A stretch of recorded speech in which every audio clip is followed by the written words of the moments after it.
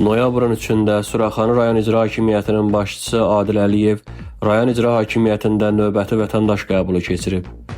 Rayon icra hakimiyyətinin başçısının aparatının inzibati binasında baş tutan qəbul zamanı rayon rəhbəri müavinlərin, şöbə müdirlərinin, rayonun idarə, müəssisə və xidmət sahələrinin rəhbərlərinin iştirakı ilə vətəndaşları qəbul edib və onları narahat edən məsələlərlə yaxından tanış olub, müraciət və təkliflərini dinləyib.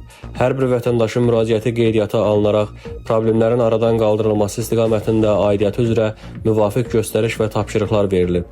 Sakinlərə qaldırdıqları müraciətlərə dair qanunvericiliyin tələbləri izah olunub. İcra hakimiyyətinin səlahiyyətləri daxilində olan məsələlərin həlli istiqamətində tapşırıqlar verilib.